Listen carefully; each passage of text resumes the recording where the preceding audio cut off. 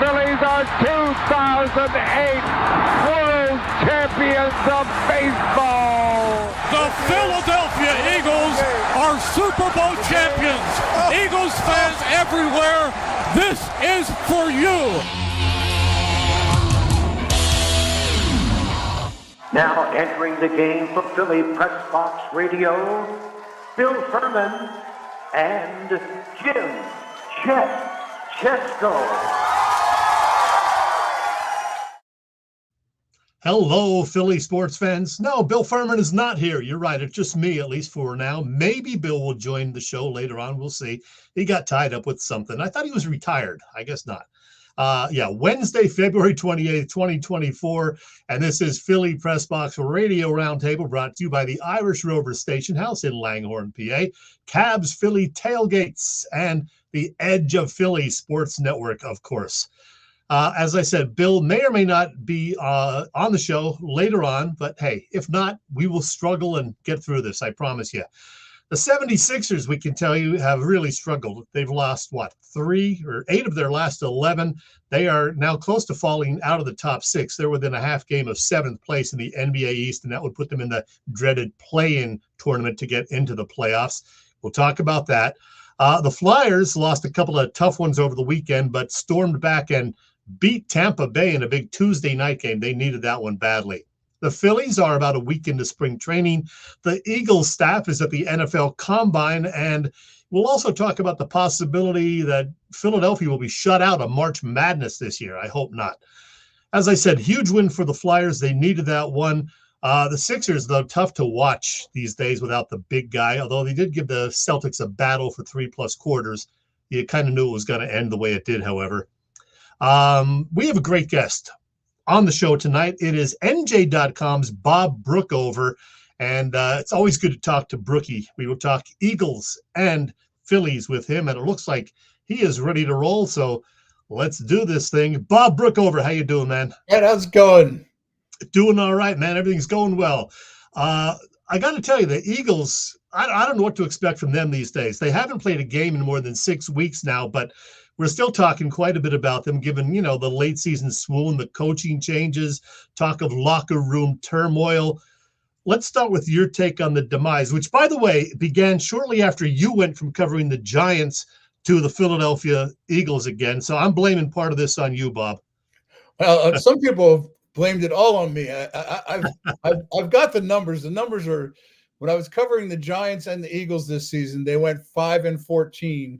And we're minus 224 point differential. That part is good. Here's the really amazing part. When I wasn't covering those teams this year, they went a combined 12-4 and had a better record than both Super Bowl teams. And we're like a plus 65 point differential. That is right. Hey, what happened? How did you get switched from covering the Giants to the Eagles mid-season? So, I mean, we are a unique site in terms of, we are the only site that covers the Jets, Giants, and Eagles are the 3 teams we cover. We also cover the Yankees, the Devils. We do cover a lot of things, don't cover a lot of things. But in the NFL, we cover the 3 teams in the area because of the way the paper's set up. We have the site, we have a paper in Trenton, a paper in what was used to be the Gloucester County Times, now the South Jersey Times. So we span the whole state of New Jersey and both New York and Philly markets. The Eagles are the big market for our Philly coverage. And I was in Vegas, of all places. And for the Giants, I guess it was their 8th or 9th game of the season, ninth game of the season, I think. And in the first quarter, Daniel Jones goes down with a torn ACL. He's done. They lose the game. They fall to 2-7. When I got back to my hotel room, there's a message there. Hey, my boss knows my background, obviously, when he hired me, that, I have a heavy Philly background. And there's an email saying, hey, let's talk about you going over to the Eagles beat when you get back from Vegas. So we did talk about it. I covered one more Giants Cowboys game. I believe it was Tommy DeVito's first start. It was a disaster. And they got killed in Dallas. And then I went and covered the Eagles. They won the first game against the Chiefs, won the next game, maybe the best NFL regular season game the season. Certainly one of them, the Eagles-Bills game, which was a great win. And then they just looked like they were. I will say this: they were a worse team than the Giants team I covered for the rest of that season. That's how bad they looked and played, I thought. So what do you see? What did you see happening? They say it was just execution. That's the only explanation we got from some of the players, but it had to be something more than that, right?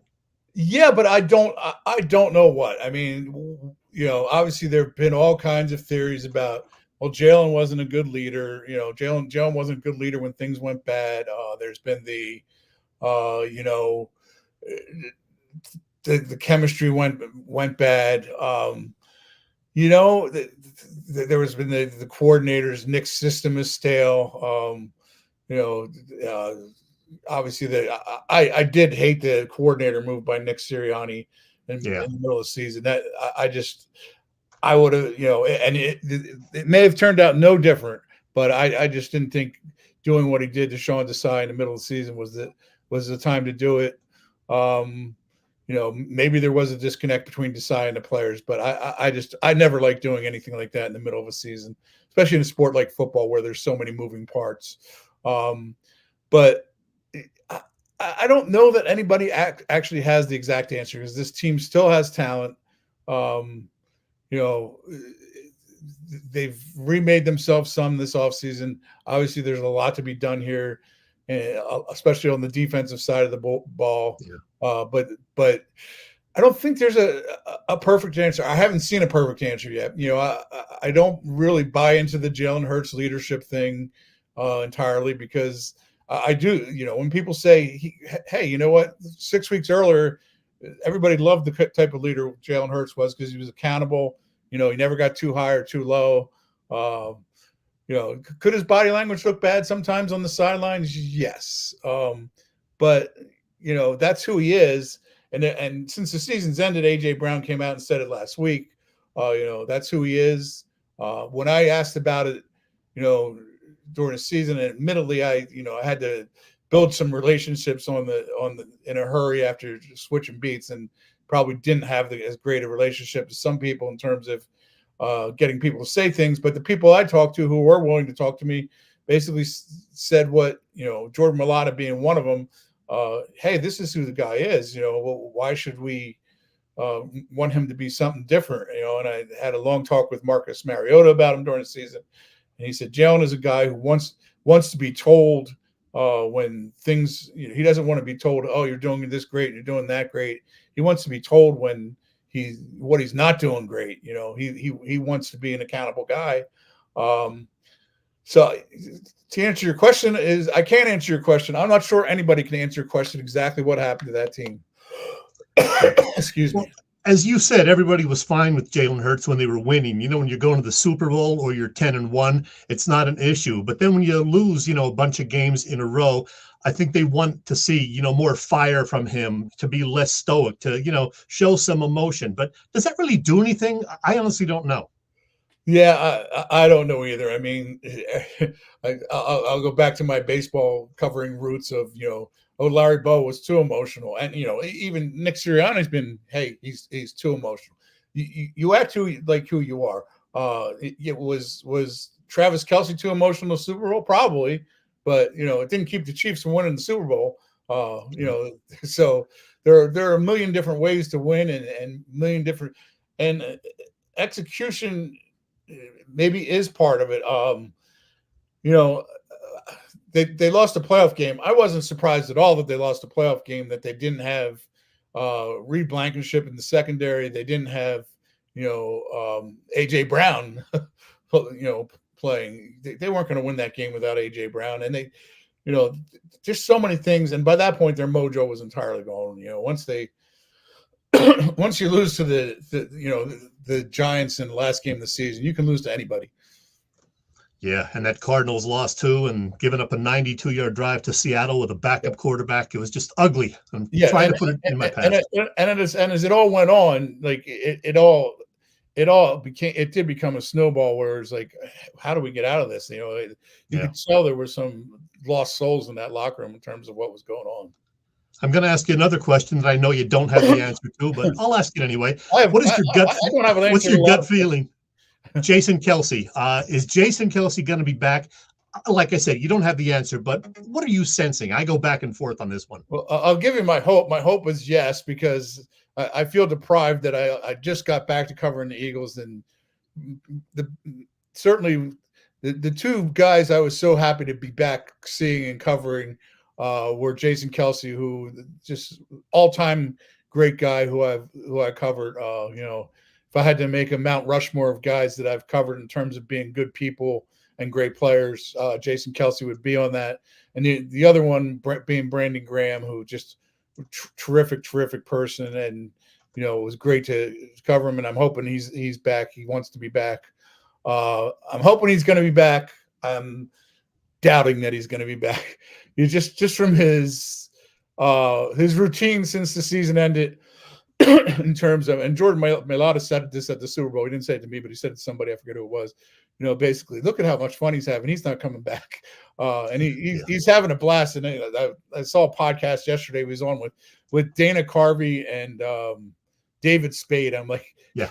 Could you imagine him ever thinking, yeah, I'm going to be done football, and I'm going to go on a podcast with David Spade and Dana Carvey. What has life become? And there's a lot out there for him if he doesn't want to play anymore. So I got to think that part has got to be really tempting for him. But again, for my own personal selfish sake, I'd love to see Jason Kelce back for another year. Yeah, me too. All right. You mentioned the defense having some issues. They had a lot of issues, clearly. What does Howie do? Is he going to make some big splash free agent signings? Is it going to be done with the draft? Are they going to, as they alluded to, Howie in that little brief news conference yesterday said, give some of the young guys a chance? How do you go about it with this defense that did not do well last season? I think the answer to that is yes, all of the above. I think you will see some free agent moves. Free agency is going to be strange, though, because this increase in the salary cap, it made for a lot more teams. They're going to have a chance to go after guys. I have to think the Eagles and Philadelphia is still one of the prime landing destinations for a lot of free agents, so that should help them. But there's going to be guys. The other thing it allows. There's going to be more competition. There's also going to be a lot of, even more so this, where teams that might have had trouble keeping guys will now be able to keep their own guys. So maybe the market's not going to be nearly as attractive as it initially looked. So there's that. And yes, they're definitely going to go after some defensive help in the draft. I'd be shocked if they didn't. I'd be shocked if they didn't use their first round pick on a defensive player. I mean, I know they have 2 years in a row, but those were both a defensive tackle. I guarantee you they're not going to draft a defensive tackle first, but they're going to draft a defensive player. And what was your third option there? I forget what you said. What? Give some of the young guys a real chance to play, like Nolan Smith and those guys. They started to do that at the end of last season. Some of by necessity. Klee Ringo got more of a look in cornerback, and I think he needs to, at the very least, be competing with James Bradbury if he's back. Hope not. What's that? I hope not. Bradbury. Yeah, Howie alluded to him being back yesterday, but I don't know if I believe that entirely or if that's his way of maybe trying to move him. But so and then Nolan Smith started getting a little bit more look at the end of the season. They need Jalen Carter was terrific. He tail off a little at the end, yeah, but he still had an incredible rookie season. They need Jordan Davis to be. He started well and really faded. They need him to really stand up and be more of a guy. The Hassan Reddick thing is going to be fascinating to see how this whole thing plays out with him. I think if they don't bring him back, then you need to go out and free. I don't think you can just draft his replacement. I think you need to go out in free agency and get somebody comparable to him. Brian Burns is a guy who quickly comes to mind, as somebody, and try to upgrade at linebacker too. They're in a position, although Jerry Robinson's the last first-round pick, and Yeah.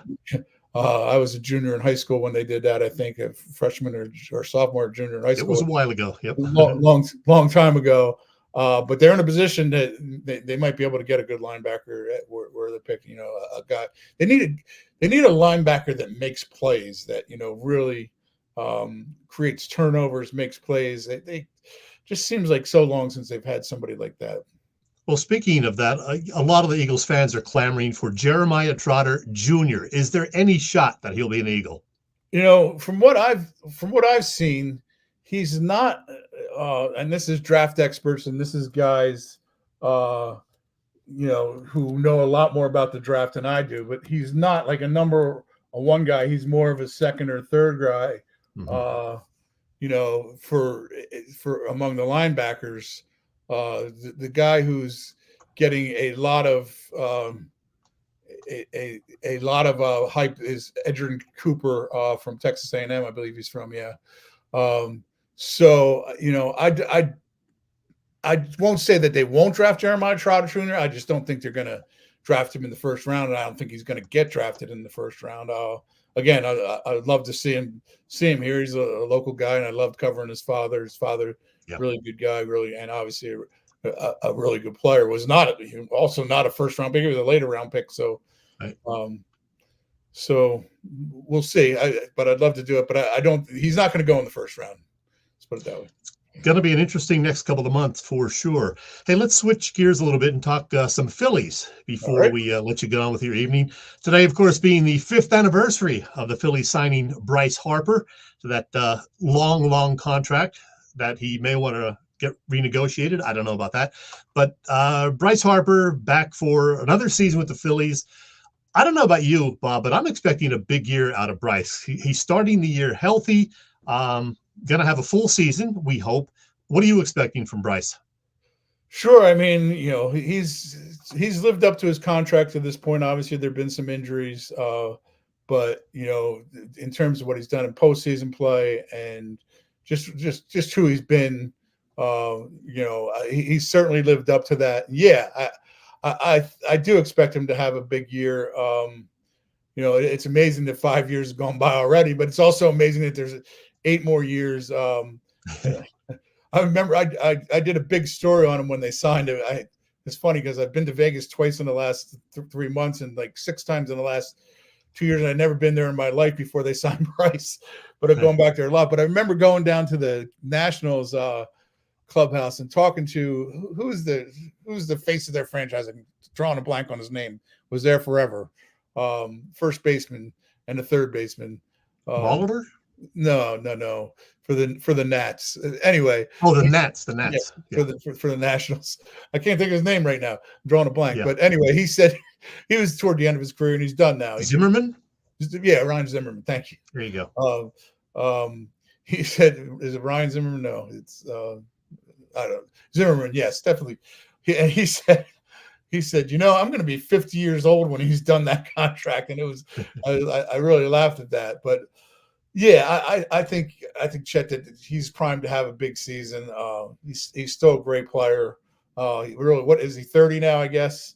Is this his 30-year-old season? Yeah, I think he will be 31 this year. 31. All right. He's still got prime years left. I mean, you listen to him talk about an extension, which really took me through me, and I'm sure a lot of people for a loop. But I mean, he sounds like Tom Brady. He wants to play till he's 45 years old. So we'll see. I think he turned 31 this past October, actually. Of course, the other big thing right now is the Zach Wheeler situation. Do you just let this carry on and, let him become a free agent, or do you work like hell to get him signed before opening day? I work to get it done, and I think the Phillies will work to get it done. I mean, Middleton, I'm not there, so I'm reading this on the run and not following nearly as closely as I normally would if I was covering the team. But it sounds to me like John Middleton wants to make sure he wraps up Zach Wheeler and has Zach Wheeler in a Phillies uniform. I'd be shocked if Zach Wheeler doesn't get a nice long-term deal and isn't part of a rotation with Aaron Nola for the next half decade or so. What did you think of the Whit Merrifield pickup? I like it. I watched him play a little bit today. He's a good right-handed bat in a league that it seems like there's more lefties all the time.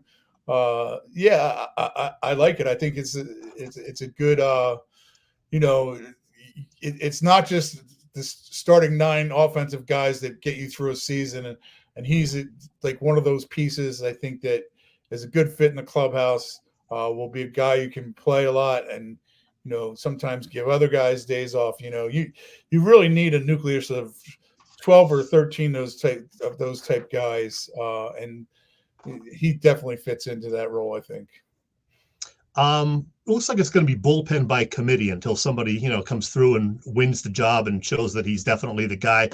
Who would you like to see getting most of the save opportunities? Probably Alvarado, because he's the most wipeout stuff. I can't believe I'm saying it. I would have never said that 2 years ago because he didn't really throw enough strikes, but he's become a better strike thrower. And when you just sit there and watch the reaction to hitters when he's on, he can get away without throwing strikes sometimes because his stuff is so nasty and he's so overpowering. But he's the guy. That's the one area I think they really need to upgrade. And obviously you can do it on the fly in the middle of a season, but I'm not sure that they've upgraded that area enough going forward. Although I'm also not sure if anybody can do anything to stop the Dodgers from winning a World Series. Yeah. But we'll see. The starting rotation, if they stay healthy, should be pretty good. I mean, you got Wheeler and Nola at the top. Ranger Suarez should be good if he's healthy. I guess the question marks are Taijuan Walker and Christopher Sanchez. There are concerns about both of them, perhaps. What do you think of those latter 2 guys that I just mentioned? Yeah, I'm gonna be interested to see Taijuan Walker this year, because I found it interesting that he really wasn't happy about the postseason, yeah. which I think rightfully so. I think there were times, they would have been better served by using him, and I just think it became too much of a bullpen thing in the postseason. I hate it. I still go back to the World Series and think Zach Wheeler came out of that game too soon, but. There's questions about those 2 guys in the back end. Taijuan Walker had a terrific season for them last year, and Sanchez had some terrific moments. But do you go in and say, "Wow, we got 5 guys"? It ain't the 5 aces. Let's put it that way, or even the 4 aces. I don't know how closely you follow the minor leaguers, but Mick Abel is a guy that they have high hopes for. He didn't have a great year last year in the minors, but they certainly like his stuff. And, if he is the real deal and Andrew Painter can come back healthy next year, they could be set for quite a few years. Yeah, but I'm it's a big if. I covered baseball for a long time, and the Mets are the team that, to me, they always had. The Mets are always going to have a great rotation there, going back to, I can't even think of any of their names right now, but going back to the 90s, that, they were always going to have these guys, and they could never stay healthy, and so I just don't think you can count on that. Mick Abel's got a good arm. I was listening to a game the other day, and they gave his stats from last year, and he's got to throw more strikes. Larry Anderson even commented on how many walks he had last year, and he's got to throw more strikes. You got to be able to pitch. I mean, there's so many guys with good arms anymore. So many guys can throw 95 to 100, but there's not as a lot of those guys who throw 95 to 100 can't pitch and can't command the strike zone. So that's what you need to see, and that in small sample sizes last year, that was what was impressive about Sanchez, is he did do that. All right, last thing. It's February 28th, so opening day is 1 month from today, March 28th. As we speak right here, what are your thoughts about the Phillies this season? Will they compete with the Braves for the division? Will they be a wild card team? How far can they go? I think they'll at least be a wild card team. I think the Braves and Phillies will both be in it. You'd prefer to win it. The Phillies, the way they've gone about having to get as deep as they have, they made 2 deep runs in a row. But it gets harder, I think, that way. I just think it's it's a lot easier if you don't have to go through that first series and you win your division. I'm not sure they're deep enough to beat the Braves. I haven't looked enough at what the Braves have done, but I do know they had a lot back, and they got an incredible player in Acuna. But they're still a playoff contender, and if you get in, they've proven the last 2 years, you get in, you got a chance. So, the Diamondbacks did it, proved it last year. The Rangers, for that matter, proved the Rangers looked like they were falling apart at the end of the season. Baseball's certainly weird that way, and they looked like they were falling apart at the end of the year. They got hot at the right time and won a World Series. So yeah, I think there's going to be another Red October for Phillies fans. Well, Bob, you're with NJ.com, as we mentioned, covering the Eagles. Where can people find your stuff? Right there. NJ.com. That's where you got to go to. If you type in NJ.com Eagles, you'll find all sorts of stuff from me and my partner Chris Franklin and Caden Steele. We feed the beast a lot on that website. So all right. Great talking to you, Bob. We'll do it again this fall sometime. All right. Thanks, Chet. Thanks. Take care. All right. Always good to talk to Bob. He knows his stuff about the Eagles, and of course, he's still a big fan of the Phillies, so he will cover them unofficially for us. All right. Again, it's me solo tonight unless Bill shows up in the second half hour, which he says he's going to try to do. We shall see. In the meantime, I'll tell you what I'm going to do. I'm going to give a shout out to all of the other great shows on the Edge of Philly Sports Network. I'm going to put up this fancy little graphic to show you all the shows that we have on there during the course of the week. We've got all the bases covered. You can catch all the action on EOPsports.com. You can also go to Edge of Philly Sports on YouTube. You'll find us on there, and they have their own, network of stuff with all of those shows broadcast on there. And you can find our show on Philly Pressbox Radio's YouTube channel, as I just alluded. Please help us out by hitting those subscribe, follow, and like buttons. Share with your friends and family. Tell them all how fine a show that we bring you every single Wednesday. Speaking of fine, I'm going to tell you about this place, the Irish Rover Station House. You know I love these guys, and there is so much happening over the next month at the Rover. They have, of course, Thursday through Sunday dinner specials, and they also have Killer Burger Thursdays, and that Baconator burger sounds pretty darn great. 12 pieces of bacon. Are you kidding me? Every Thursday they have different killer burgers to choose from. All right, they have Quizzo every Wednesday evening. Do I have that graphic? I do. Look at that. Quizzo every Wednesday, and they got a great lineup of music all through March. Some of it, of course, Irish themed because, hey, it's an Irish bar and it's St. Patrick's Day month. Speaking of which, boy, do they have stuff going on all week long in mid-March, March 12th through the 17th. They're going to celebrate for just about the full week.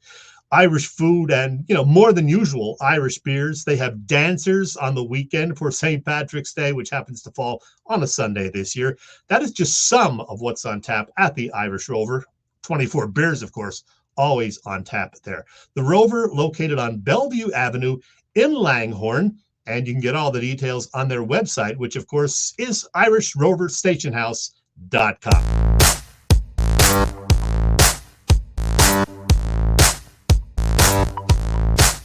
Hi, football fans. This is Merrill Reese, and you're listening to Bill and Chet on Philly Pressbox Radio. It's good!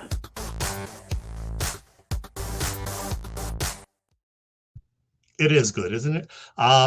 You know what? I'm looking through the comments. We have Bob was great. He was. Bob always does a nice job. And we have our big food fan, Joe, 12 pieces of bacon and a heartstead.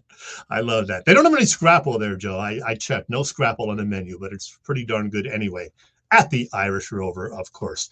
All right, let's talk a little Flyers hockey while we see if Bill shows up. And I do have a random Chet for you because some people really enjoy that. Some people probably don't give a crap, but hey, I throw them in once in a while anyway, and I could use it tonight because I can kill a few minutes without talking and ruining my voice.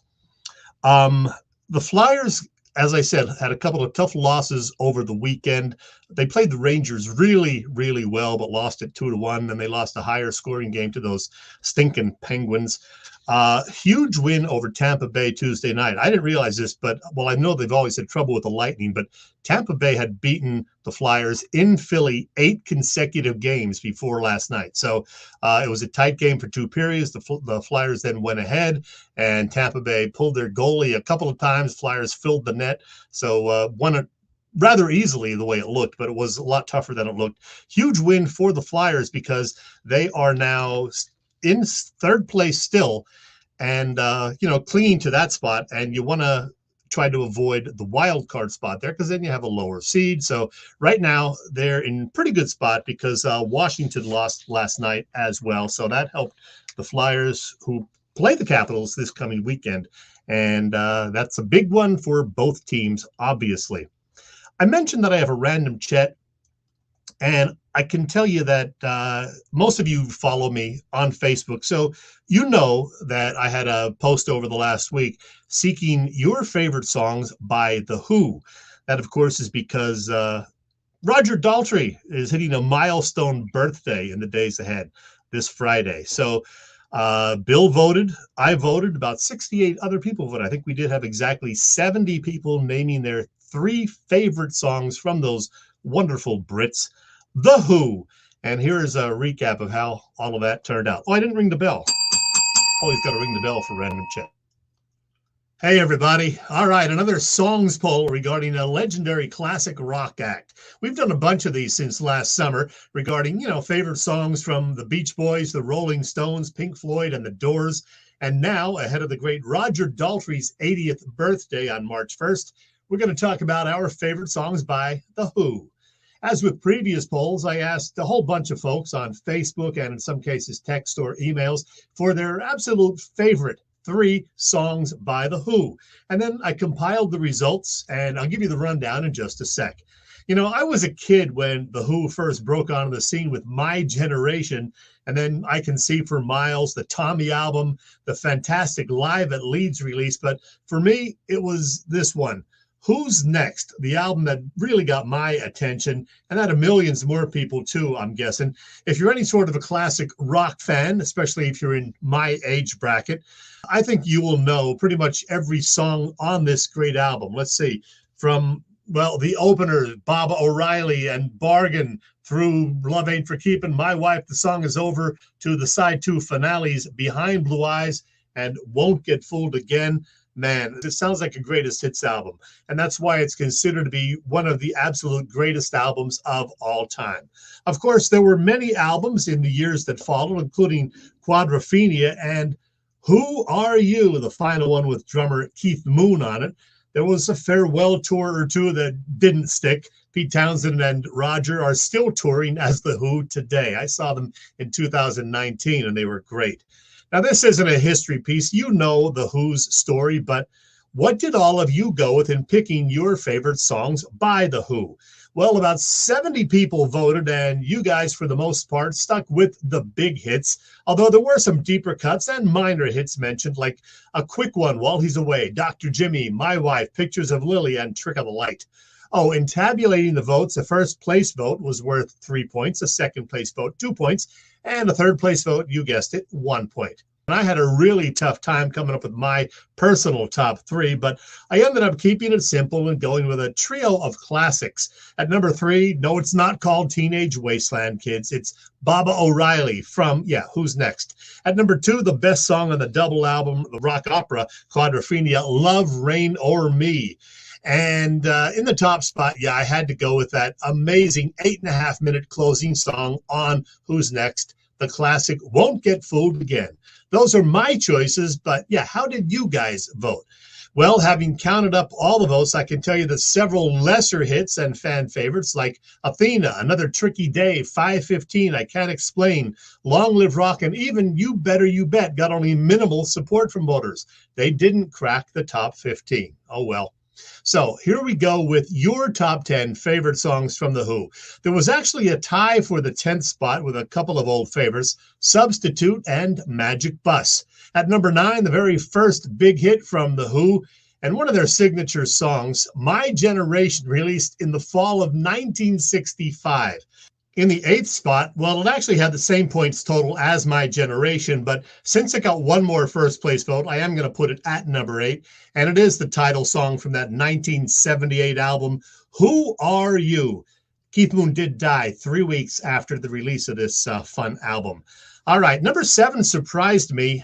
Great song, but I really didn't think it would finish this high. From 1967, the song I Can See for Miles. That one got 7 first-place votes. 6th, then the classic hit from the Tommy rock opera, Pinball Wizard. All right, as I run down the top 5, I'm going to put up a graphic to make it easier to soak all of this in. The top 5 massively popular songs that are still heard often on rock radio stations today. At number 5, Eminence Front, which did even better than I expected, but that is a great tune. Love that intro. And while the great Love Reign Over Me from Quadrophenia came in at number 3, the other 3 of the final 4 were all from that terrific Who's Next album that I mentioned earlier. Behind Blue Eyes at number 4, Baba O'Reilly at number 2, though that classic did get the most first place votes. And yes, Won't Get Fooled Again at number 1. I can't argue with any of those choices. So there you have it, your favorite songs by The Who. Happy 80th, Roger Daltrey. And to all of you, thanks for voting. Thanks for watching. Now go grab one of your Who albums and soak in all that great music once again. Well, there you go. I don't know if you're a fan of The Who, but I am. I mean, Roger Daltrey, great front man. Pete Townsend, of course, wailing on guitar. Great stuff. I'm sorry that I didn't get to see them, back in their heyday in the 1970s when Keith Moon was there and John Entwistle, who was around for another 20 plus years. Now it's just Roger and Roger and Pete and a bunch of other guys. But I'll tell you, like I said, I saw them 5 years ago and they were still absolutely wonderful. So I think they're still doing some more shows this year. I do have another one of these coming up in a couple of months. I'll tell you about that further down the road. In the meantime, you know what I'm going to do? I'm going to play a little spot from one of our lawyers in case I did anything wrong. You might need a lawyer because things happen. All right, guys, let's talk about Cherry Law Firm. If you get hurt at work in a motor vehicle accident, personal injury, or affected by criminal law, you got to call David R. Cherry of the Cherry Firm. Call 610-565-0300 or go to cherryinjurylaw.com. Let David R. Cherry fight for your rights. Again, that number is 610-565-0300. That's 610-565-0300 or go to cherryinjurylaw.com. Let David R. Cherry fight for your right. Well, I don't know if the 76ers need a lawyer, but they sure do need some help. They're a struggling team right now. It's kind of depressing watching them many nights without Joel Embiid. Tyrese Maxey had another all-star type performance in the loss to the Celtics Tuesday night, but after keeping it close for 3 quarters, Boston then just took over in the final quarter, which I think most people who were watching it kind of knew would happen. The Sixers are now, get this, 26-8 with Joel Embiid in the lineup, 7-17 without him. Let me say that again, 26-8 with Embiid, 7-17 without him. And people question whether he is a true MVP. I think that's an answer for you right there. Now look at these standings. Sixers have fallen to the 6th spot. I think the Heat do have the tiebreaker on them. So that's why the Heat are listed as number 5, the Sixers 6th, both teams 33 and 25. And as I said, they're very close to falling into that play-in section, which is teams 7 through 10 in the East. Sixers now just a half game ahead of both the Magic and the Pacers as of this very, very minute. So you know how that works. If you are in the 7 through 10 area, you got to play that stinking play-in tournament. You got to win one game and then win another game, blah, blah, blah. And then you end up, playing one of the top seeds anyway. So that would be the Celtics or Cavaliers at this point. I'm hoping the Sixers can hang on to that number 6 spot and then, theoretically play the Bucks in the first round of the postseason. But I'm going to do this because I'm going to talk to Joel. Listen, Joel Embiid You have a lot of free time these days. You're probably watching this right now. You're going to be reevaluated from that knee injury 1 week from today or thereabouts, and they're going to start rehabbing you after that on that ailing knee. So please, please, please work your ass off. Get the knee reasonably healthy. Get your cardio work in. Get back on the court in late March, assuming you're, cleared to play and all is going well. So you can then play the final few regular season games in early April and show everybody then that you're not just a regular season MVP, that you can be a postseason MVP too. You can lead your team to the conference finals. It is possible. It doesn't have to be a first or second round elimination like it is every year. No, you can do this. This could be the year. This rest could end up being a blessing in disguise. So please, Joel, do that for me. Please. All right. Just in case Joel was watching, I had to do that. Sixers just went through a gauntlet of a schedule like the Eagles did, in late in December and early January. Well, the Sixers just had one of those 4-game gauntlets against the top 4 teams in the NBA East. They went 1-3. Hey, they pulled off one win anyway over, I guess it was Cleveland last weekend. Tough loss, not a tough loss. They played pretty poorly against Glenn Doc Rivers and his Bucks on Sunday. Glad I was out and didn't get to see too much of that one. Like I said, the Boston game, you kind of knew how it was going to turn out. They kept it close for a while. It was a 12.5-point spread, and Boston ended up covering it with a final quarter blowout. So, oh well, the schedule should get a little easier lately, but really, we know that they need Embiid back for any hopes of doing anything in the postseason. Now, if Bill had been on the show, do I actually see Bill Furman? Hold on, everybody. Breaking news. We have Bill Furman. Oh. He's here. Oh, we were on the fly. I was listening, though. Good job with Brooky. That was great. And I heard your random chat. That was good. Always good to talk classic rock, Bill. You know that. And you heard my plea to Joel Embiid. I did not hear that. The last thing I heard was they stink without Embiid or something. Yes. Did I miss that? I just did a 2-minute up-close rant pleading Joel to, get a good report from the doctors and to work his butt off in the rehab and get the cardio up and come back for the end of the regular season and lead this team to the promised land in the playoffs. Well, did you talk about the fact, Chet, that this team, did they fall into that 6th spot last night, or was there another loss? The 6th spot, yes, right now, because Miami has the tiebreaker, and they are only a half game ahead of the Magic and Pacers, who are in the 7th and 8th spots. Yeah, they're in trouble. This team's in big trouble, Chet. Yeah, well, I gave the numbers, Bill. The numbers, in case you'd missed it, Sixers are 26-8 with Embiid in the lineup, 7-17 without him. Yeah. They need him so badly. Hey, me and Joe Howell got a problem. Well, Joe's got a lot of problems, but that's a whole other thing. Look at that. I got to put that say? up. Holy cow. Oh, Bill. Joe, man, me and you, I thought we were tight, pal. But look, other people were asking about you, making sure you're okay. It's all good. It's all good. But hey, talking about the Sixers, Chad, I don't know, man. We've talked about this a couple weeks. They didn't do enough. D seemed to think last week that they did enough to, get by. But I don't see it. It's just not happening.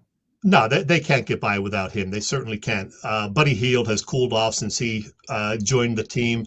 Tobias Harris has not been good at all lately. People love to bash Tobias, but he has been worthy of being bashed lately. Shot 5 for 19 in that loss last night. I saw where he owned that. He did own it, yeah. He said, hey, I stunk it up. I got to be better. But, man, I'm not sure even at full strength that they're good enough. Not full strength without Embiid, that they're not good enough.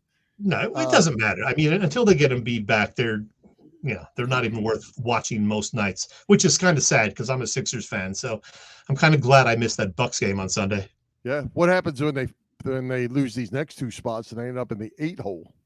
Well, then, you got to do the play-in thing, and you got to win a couple of games in a row and get the opportunity to get crushed by the Celtics or Cavaliers in the true first round. So Yeah. you got to avoid that 7 through 10.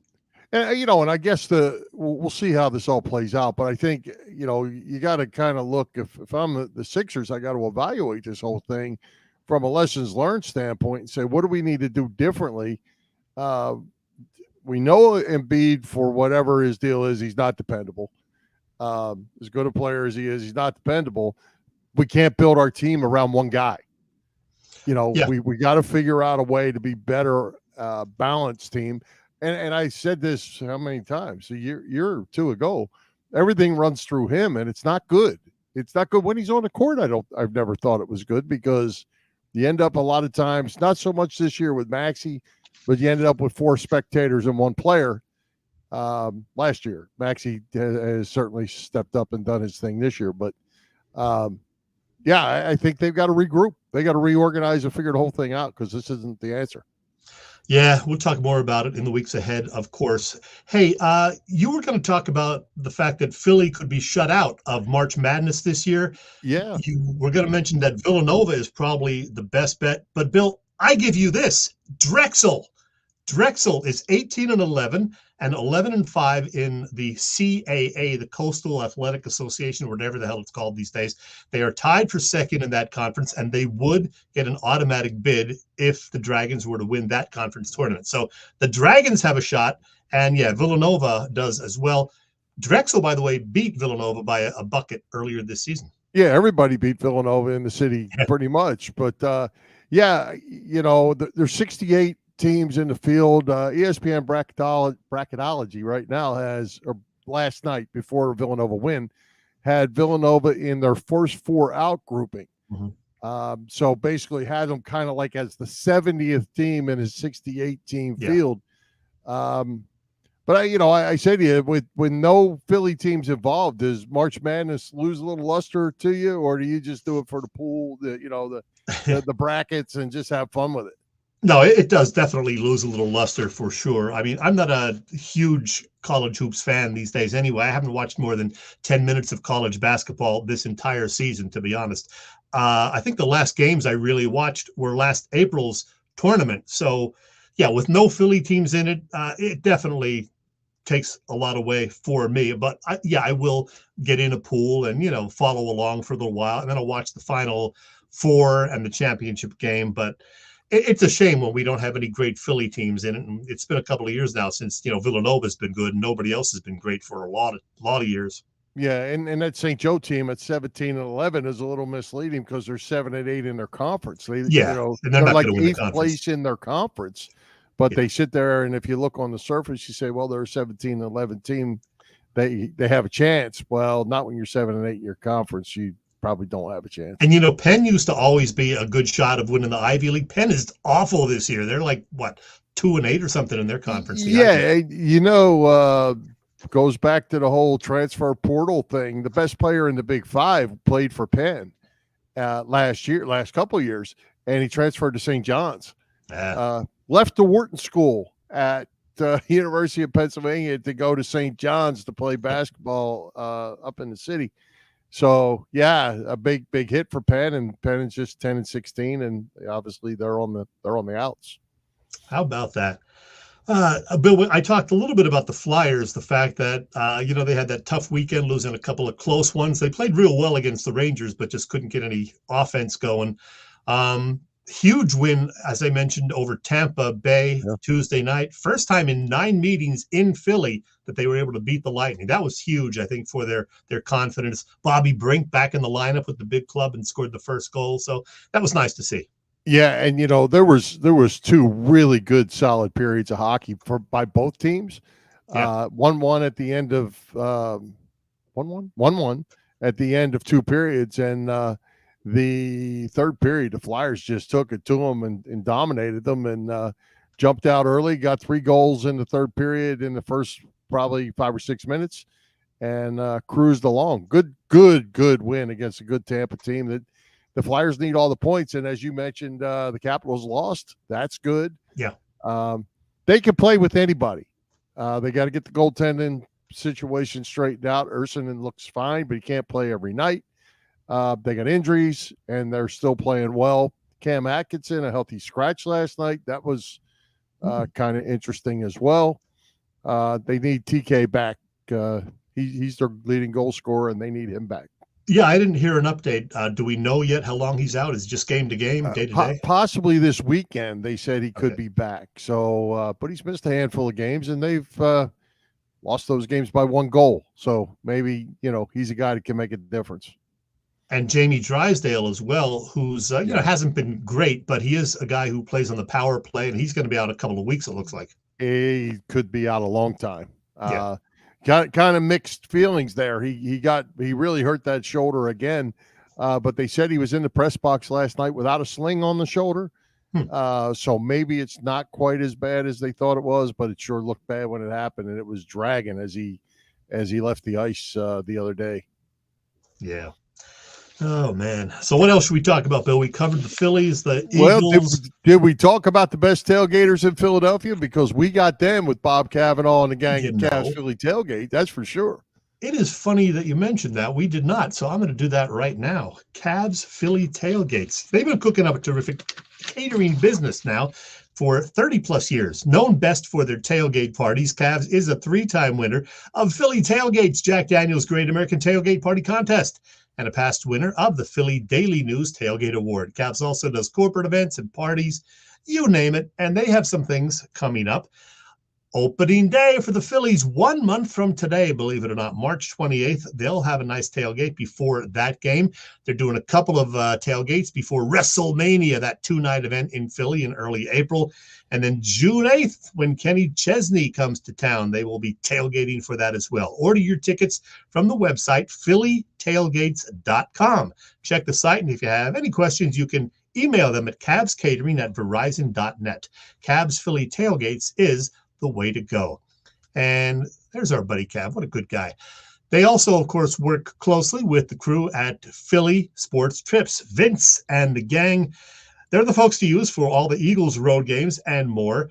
They have Phillies spring training trips coming out, but they're sold out, so don't even try to get in on that. But they have regular season baseball trips to Boston, Baltimore, Chicago, Pittsburgh, and, London when the Phillies play the Mets, plus Philadelphia Union trips to both Austin and Nashville. And yes, they will get you to Brazil for the Eagles season opener in Brazil, early September for that one. Check out those trips and all the other ones at phillysportstrips.com.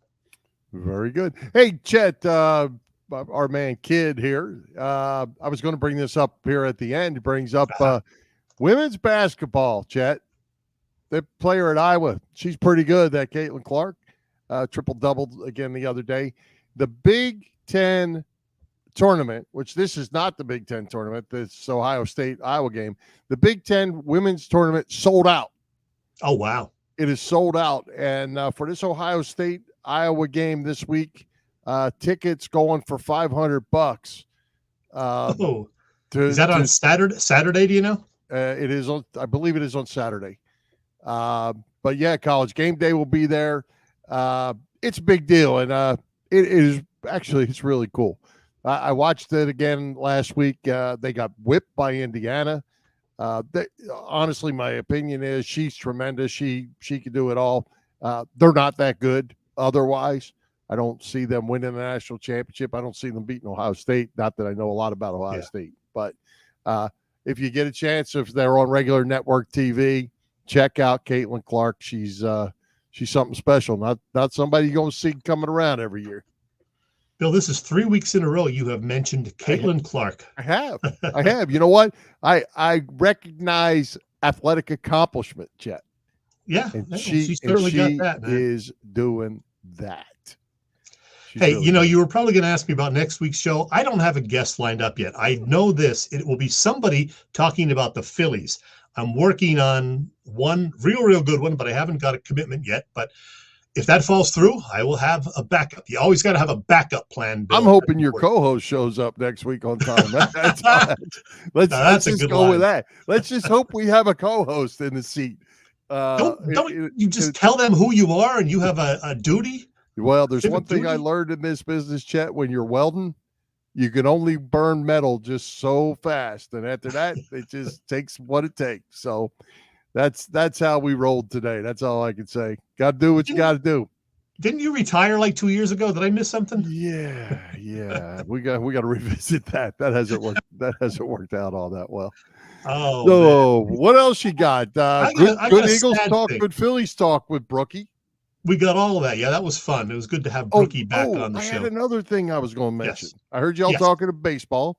I read a thing where, if you remember a couple years back, Ken 100 Miles Giles. I saw him pitch today for the Braves. I had the game on my laptop as I worked. So, yeah, Ken 100-mile-an-hour Giles, who doesn't throw 100 anymore, is now with the Braves. Hasn't pitched in years, several years. He's back. I think today was his second game. I didn't know he was pitching today. He pitched the other day, and he was lights out. Not throwing 100 miles an hour. But he looks like he's come back with a pitcher, and as a pitcher more than a ball. Yeah. Last the Braves need is to have another strong arm show up in that bullpen, coming out of nowhere. Speaking of pitchers, it's really frustrating to watch Gregory Soto because he pitched for the Phillies today, and he is so inconsistent. He can look so good, one batter with his stuff, and then he gets wild and looks just awful. So he's not a closer candidate for me, but you want him to get right so he can be, a seventh or eighth inning guy, but he's just so damn inconsistent. Yeah. Hey, did you see any of the broadcast Sunday, the opening home game against the Yankees? I did not. I was out partying, believe it or not, on a Sunday afternoon. Go figure. So Alvarado comes in to pitch the fifth. Yeah. Right. I heard you guys talking about Alvarado. You know how I feel about him. He ain't the closer. He comes in to pitch the fifth. He throws the first three pitches, 98, 99, 94. And Ben Davis says, did anybody tell him it's February 25th? Don't be doing that. Like, why are you throwing a ball 99 on February 25th on the first three pitches of your spring season? That's a disaster waiting to happen. I hate to say it. I guess just because he can. Hey, before we go, I just wanted to mention we lost one of my favorite comedians today, Bill. Yeah. Richard Lewis, who was a great stand-up comic back in the late 70s and early 80s. He was on the late-night talk shows all the time. He did a good sitcom with Jamie Lee Curtis from 89 to 92 called Anything But Love. And most recently, he's been on Larry David's show, Curb Your Enthusiasm, the last several years. And as it turns out, Larry David and Richard Lewis, who are both 76, were born 3 days apart in the same hospital, and they became pretty much lifelong friends. So Richard Lewis, who had a lot of medical issues, health issues the last several years, died of a heart attack last night, and he was one of my favorites. So let's just drill into that for just a second. Richard Lewis or Jamie Lee Curtis? What really made you like that show? Well, it was Jamie Lee Curtis is what attracted me to the show, of course, but I did like Richard Lewis also. And it was an underrated sitcom. So Anything But Love ran from 89 and 92 on ABC. I did enjoy it. Always enjoy Jamie Lee Curtis. There you go. All right. What else? We got like 1 minute. Sorry for being late. Had to do life got in the way. Well, we don't have time, but if we had time and you were here on time, I was going to talk about the whole storm the court controversy. I have mixed emotions about it. You hate to see anybody get hurt. I don't know why it's necessary to storm the court, but it is kind of fun to see it when it's a huge win for a college team. Although Wake Forest didn't need to do it. They were actually favored by a couple of points in that game. Sure, they beat Duke, but still. Well, that's why beating Duke is a thing. They're special. Duke's a special program, and it doesn't matter if you're favored or not. If you beat them, they get excited. Since you're here, Bill, you want to wrap it up? I will wrap it up. Let's wrap it up. Tonight's special guest, Bob Brookover, and Jim Chesko for carrying the load tonight. Our sponsors, the Irish Rover Station House, Cavs, Philly Tailgate, PPCC 118 Raz Room. For Jim Chet Chesko, this is Bill Furman. We hope you enjoyed Chet's show and my little bit of the show. And we'll be back with us next Wednesday, March 6th at 7 p.m. You see us live on Facebook, on our Philly Pressbox Radio YouTube channel, and listen on Google Podcasts, as well as Apple Podcasts, iHeartRadio, and all the others. High hopes, Philadelphia sports fans, and let's go with let's get healthy, Joel Embiid. Yeah. I hope he had